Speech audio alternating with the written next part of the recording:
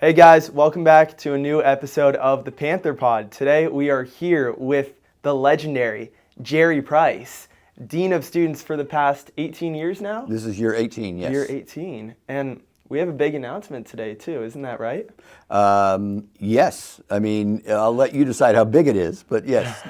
Well, do you want to tell us about your decision to retire? Yes, I've been planning for a few years to retire in the summer of 2026, and so it is now official. It's now official.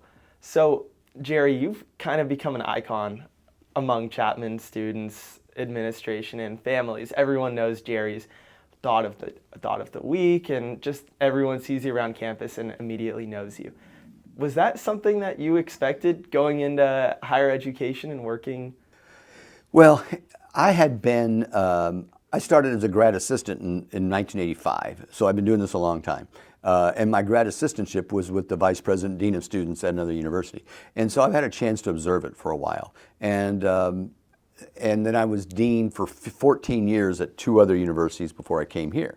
What university? I was at dean of students at Drake University in Iowa and at the University of Texas Pan American as part of the UT system in Texas. So the role wasn't necessarily new to me, and I'd already had some ideas in terms of how I felt best to approach it. And so when I came here for a intense residential traditional campus, I knew that people associate, it's kind of strategic, people associate me with the university. And so if I do something stupid, it's like Chapman did something stupid. Or if I respond poorly to a student situation, students like Chapman doesn't care. Or if I help someone, like Chapman was really supportive. So I recognized whether I wanted to or not, my interactions with students were going to reflect the university. Right. So I intentionally said, if that's going to be the case, then I want to be as intentional as possible in trying to make those interactions affirming and positive so that the university wouldn't, so it wasn't necessarily about having a good relationship with me as much as it is feeling a sense of support from the university. Well, it seems like you've done a pretty good job. Well, it's been fun, and I am gratified by the response I get often from students. Yeah. So obviously your whole life has been dedicated towards education. How did you find your passion for higher education, and when did you know that this is the career that you wanted to pursue?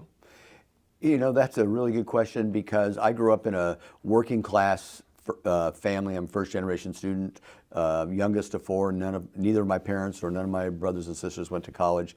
But I was always good in school. And what I learned later in life is that I've always been an academic. And by that I mean I've always loved learning. I loved the learning environment. I liked being in class. Even when I was a typical high school student or whatever, and I got an assignment I didn't want to do, but once I started doing it, I inevitably found the material interesting. And to the annoyment of my friends. But I didn't know what that meant because I didn't grow up in an environment. My high school had a very small college going rate and things. And it wasn't until, but my family, my parents, who were both very bright, just didn't have a college education, always expected I would go to college. And so when I did, then all of a sudden I found an environment with a lot of other people who thought like me. I didn't relate to their background. A lot of them came from professional families and things like that. And I went from Texas to Wisconsin, and Wisconsin's a different place than Texas.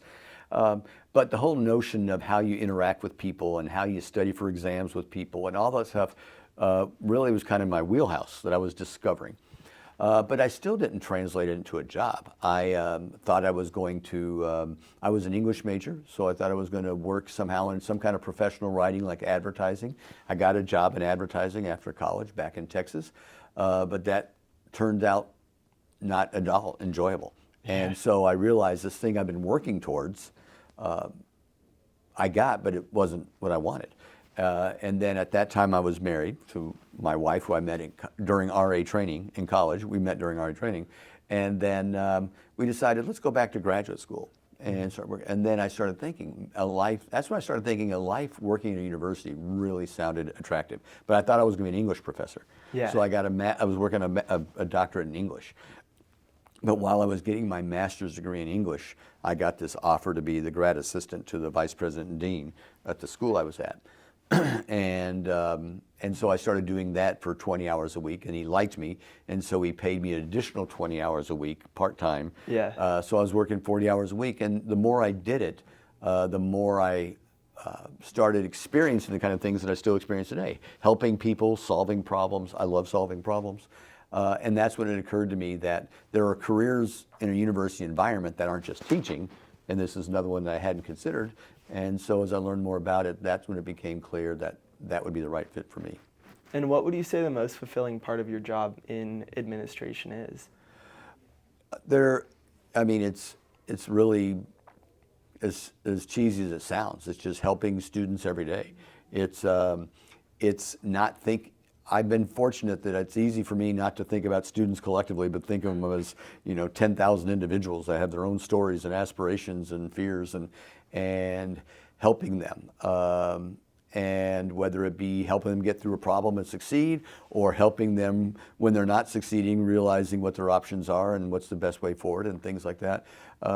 That's always, I'm not a sentimental person, but I think I've kept just about every thank you note I get from a student, just because it's just kind of an artifact of a success story of the stuff we're trying to do. So it seems like you really care about the personal successes of your students in Chapman, right? Oh, absolutely. I mean, we are an academic institution. I remind our staff all the time that we are not the reason we're here. I mean, that students are here. They're academics. They're getting a degree. We are supportive of their efforts to graduate. We want to help them and do that in learning. But we also know that they're learning in a lot of other ways along the way, too.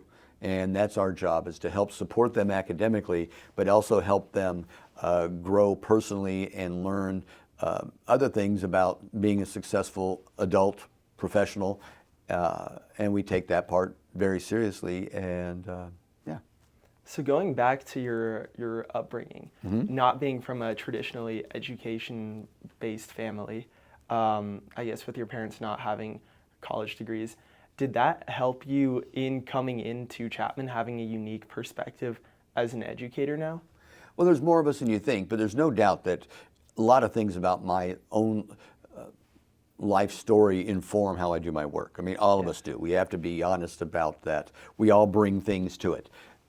And certainly the fact that I was a student from a first-generation family, didn't know anything about college, went a long ways away to school, didn't know anybody, that sense of, I don't want to say isolation. I wouldn't say I necessarily felt that, but just out of place and trying to figure out where you fit in. Those are all things that were, imprinted on me really, really strongly when I was in college. So I don't forget those, that when I come here, that it's easy for me to translate my experience into the experiences of a lot of other students as they're trying to navigate their way here as well. For sure. And are there any lessons that you've really taken from your upbringing that you've applied to your career in academia? Yes, but I think that, again, I'm a very philosophical, theoretical person, and I think a lot of the core philosophies and things that guide me are both academic and personal. I mean, I think just things such as you only get out of it what you put into it. I mean, there's a lot of these cliche things, but they're very important in academics. Trying to get students to think about your goal isn't to get a degree, your goal is to learn. That degree is just an artifact or a symptom of your learning. And if you focus more on the grades and the degree and not focusing on what you learn along the way, you're going to find out down the road you're not a very big asset to the places you're trying to get jobs with or whatever, because your lack of learning is going to be exposed at some point. And so focus less on grades and things like that and focus more on just really trying to learn the material. And then out of the classroom, try to learn skills, learn how to get along with people, learn how to manage your time better, learn how to manage stress and anxiety and things like that. Those are all life skills that college provides I don't want to minimize it, but it's almost like it's a real life experience, but kind of with training wheels, in the sense that, if you're late for your work study job, your work study person should reprimand you and tell you what to do, but probably not going to fire you, because that's also a learning environment. We want you to learn from it. But we want to also let you know, hey, if you did this in your first job, you may not get a second chance. Right. So here's a way to kind of learn about life and learn how to be a productive adult and member of society, but in an environment that's going to be supportive of you and kind of work with you as you learn it. For sure. So also, this is a very odd time in higher education, wouldn't you say? Yes. I wanted to talk to you and hear your thoughts a little bit as you step out of higher education right now, what your thoughts are going for everyone who's still involved and the purpose of it in this time where I feel like a lot of people are kind of doubting the importance of a college degree, and overall I feel like education is just being less valued right now. I think it concerns me greatly. But I have two kind of competing thoughts with that. One is some of the criticism is correct. Some of the schools have, I think, some institutions and educational entities have strayed too far from their core purpose. And they've become more about the bells and whistles on them as opposed to the core learning that they were founded on. And so in that regard, some of the criticism and reprimands we're getting, we deserve, and that should serve as a wake-up call. Right. But overall, again, I play the long game.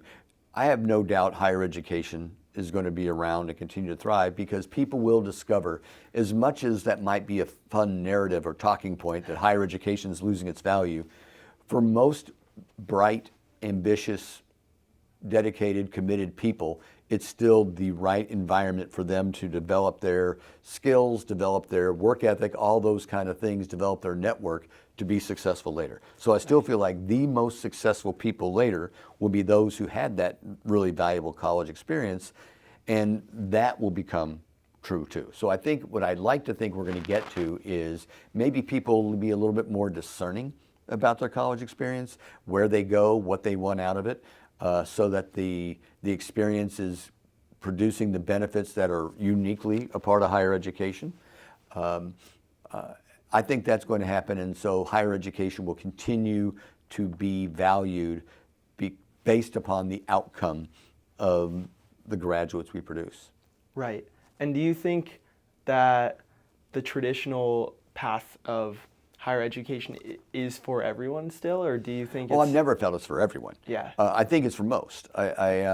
And I also think that a lot of students would benefit from a gap year between high school and college. The problem is the research shows that a lot of students don't ever return. Right. And so that's a problem. So I'd rather someone go straight from high school to college, even if they're a little less prepared, than take a gap and risk not going at all. But there are certainly students who are very bright and entrepreneurial who could take another path to get what they want. I think what they don't recognize is there's a lot of other ways in which the college environment facilitates learning other than just the academic part, and they're missing out on that. I think that our students do well upon graduation because they learn to get along with different kinds of people. They learn to work in a team. They learn flexibility, all these things that are part of a small Chapman classroom, but also being in a club, being in a residence hall, and negotiating all those things. Those are real skills you have to learn. And I know from my firsthand conversations with employers, that's why they like Chapman students, because they know they've had those experiences there. So when they get to the work environment, their sense of the readiness level of our students stands out to them because they've had these other experiences. And many non-college paths don't really include that. So either you have to be an exceptional person who succeeds without it or gets it on your own, or some other way. But college is a way that it can deliver it pretty consistently. Right. And do you think, one question I've had about higher education is there's a lot of pressure to go into college declaring your major. And I think that's where a lot of people struggle right now is they go in and you're forced to make your decision for your next 4 years when you're 18. What do you think of that? Or do you think that education should be something that you kind of pick your path as you go along? I'm old school in that a bachelor's degree in particular should really provide a fundamental learning foundation. And then you continue to learn from there, whether it be on the job and your college education has positioned you to kind of be a sponge to be able to learn things better and quicker to help whatever employer that you have. But it doesn't teach you everything you need to know. It more prepares you and primes you for being able to absorb and put into effective use the things that you're going to continue to learn the rest of your life. But that's not to say some people don't know from the time they're 12 they want to be a pharmacist or an accountant. Maybe not all 12 people don't want to be an accountant. I don't know. But the point is, so there are some students who feel like this is what excitement means and they do it. Right. But there are also a lot of people who don't know that. Arnold Schwarzenegger was here shortly ago, and he talked about he gets frustrated when he asks college freshmen, what their goal for their career in life is, and they don't know, and he gets frustrated with that. And I'm like, how? Yeah, I mean, not everybody has it figured out then. I was a math major. I always say I'm the only English major with 12 credits of calculus because I thought I was going to be an engineer and such because I loved math and I was good at it. But I wasn't as good as I was in math. I was not good in physics. And the other things in the sciencey aspect of it was the first subject that I enjoyed but couldn't do well at. But I also loved English, so I moved over to that. But the point is, even though I work in higher education, the fact that I have 2 degrees in English and lots of experience in math are still extremely valuable skills that I bring to my work. My quantitative skills are very helpful to me. My communication skills that I think I honed as an English major are still probably today my strongest asset to university, to be able to, because I communicate a lot of messages and, like I said, in delicate situations, and being able to do that effectively is important. So those are not, I didn't walk out of college with that skill, but I walked out of the college with some experiences and foundation that I could build that on. So I think that's what an undergraduate degree should be. And most adults will acknowledge that they work in a field that's different than what they studied in college. Yeah. As I tell a lot of seniors ask me for advice when they're graduating. I always tell you, my advice is your first job doesn't matter. I don't want to be defeatist, but you're going to learn, all you're going to do is you're going to learn about yourself, you're going to learn about an industry, you're going to learn about connections and things, and then some other opportunities going to come along that you're like, that's a better fit. And then you're going to move there. Yeah. And then you're going to learn more people, and you're going to learn about new things, and you're going to make more connections and learn more about what you want out of life. And then another opportunity will come along and you'll shift there. So it's kind of a matter of adjustments, a little chain reaction until you land where you need to land. Yeah. Very few people land where they want to land right out of college. Some do, but I don't think it's a sign of a problem at all that they don't. For sure. So another thing I want to talk to you about is you're very passionate about free speech in higher education, and you've really worked to make Chapman a place where that can happen, even when there's an administration in the White House that's kind of cracked down on a lot of free speech in higher education, if you would agree with me on that. I'm not going to get into political discussions. That's not in my best interest or the university's best interest, but I will say, to be more precise, I'm a big believer in academic freedom. I'm not a First Amendment free speech is a First Amendment item, technically. To me, it's freedom of expression and academic freedom are essential to a learning environment. Right. That you have to be in an environment where we don't decide in advance which ideas have merit and which don't, and what's the right way to communicate those ideas or not. I'm a full believer in that the university environment should be the free exchange of ideas, and sometimes that is unpleasant, and sometimes it's challenging and difficult, but to have an intellectual environment in which somehow some ideas are suppressed or determined to be so bad they can't even be discussed is unhealthy. Right. I think something that stands out about your time here is that there was the encampment, if you're willing to talk about that. You worked very hard to allow everyone to share their perspective. What do you say? Yes. I think that I was trying to stay true to not just my own opinion on it, but both previous presidents, Doty and Strupa, were very, very big on free expression and academic freedom, and President Parlow is every bit as committed to those things. So I was fortunate that I found a university institution that felt the same way about that as I did.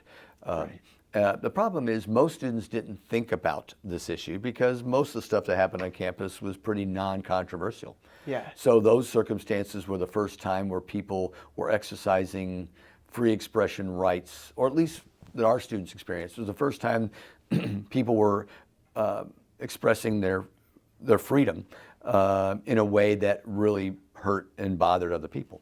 And so it was trying to educate people on what you can and can't do and why, while everyone's so upset, is really challenging. And that's kind of what we were trying to do. Well, I think you handled the whole thing with a lot of grace and really worked to make sure that everyone felt valued. What was that experience like for you? Because I'm sure you were getting flack from both ends. No one's happy when you're staying impartial. Yes, and so it was really rough. I mean, I'm not gonna lie to you. That period, and also the period before your time in the summer of 2020, after the murder of George Floyd in Minnesota, there was another very intense protest movement on campus challenging a lot of university standards and policies around the country. That was challenging too. And people were saying some things that other people felt hurt by. And we did our best to manage that. So it's this weird thing where, for me, there's a professional challenge component to it that I find I get a lot of adrenaline from. Yeah. This is a really tough problem. The university's relying on me and my team to manage it, and so there is a kind of a professional pride and motivation to go out and do it well. But it's not fun that even when you do something well, people are upset with you and think you're terrible and things like that, because you're delivering a message that they think is just flat wrong. Right. And I respect that, but it's not fun. Yeah. Is it also kind of inspiring to see the students being civically engaged at Chapman? Sure. I mean, it's I say this with a straight face. I've always believed my job is to help prepare leaders for tomorrow. Yeah. The people who are in college now, here and elsewhere, are going to be the future Congress people, senators, corporate leaders. I want them thinking about these issues. I want them learning how to negotiate these issues and taking an interest in what's going on in the world. And I want them to learn how to advocate for their positions. Well, I want them to learn how to learn from others, and then I want them to be able to advocate for their positions effectively and civilly. So as I said before, college is kind of a practice ground for life after college, and it goes for this kind of civic involvement too. Yeah. So now that you're stepping away from Chapman too, reflecting on your time here, what are some of your most proud moments of what you've accomplished and what Chapman has accomplished as a university that's grown so much? Well, I certainly can't take credit for it growing. I take pride in being a part of it, yeah, and it's continued to grow, not only numbers but also in selectivity, in national recognition. And that's always been something that I feel really positive about, and I'm grateful. I've been a part of the ride. As far as our work here in student affairs, I think it is no doubt that this notion of trying to be a manifestation of a spirit of the university that cares about its students, not just collectively, but one at a time. And so when I think about what's gratifying here, it's hard to think about it in terms of big things as much as it is about, the successes of every student that we get a chance to interact with along the way. Because one of the things I tell my staff all the time is that students and their families select Chapman because they want their personal circumstances to be heard and considered. Doesn't mean they always get their way, but they're not just a number here. And right. So if someone says, this policy is messing me up and it shouldn't apply to me in these circumstances, somebody's going to sit down with them and say, tell us why. So let us go through. And most of the time, we ended up not being able to do what they want, but the fact they feel heard. And sometimes we come up with another path to get where they want, yeah, that's different than the one they wanted, but is just as effective. Those are the things that I get to do and work with a team that gets to do every day. And collectively, that's what's been most gratifying. How do you feel about the trajectory of Chapman going forward, too? Obviously, we have a new president, and there's a lot of changes going on. Are you excited for the future of Chapman? Chapman, oh, absolutely. I mean, I think Chapman does a lot of things well. We have a lot of great support from the community. We're in a great location. We're poised to continue to thrive. I do think that we're going to be, at some point, moving from a position of a constantly growing university to a university that finds its right size and that just operates there. And that's going to take some adjustment when we get there. We're not there yet, but I know that the leadership of the university is thinking about that and how to manage it. I think one of the reasons why we've been emphasizing fundraising for the endowment is so that we can have more endowed scholarships and things for students and rely less on tuition money to have to cover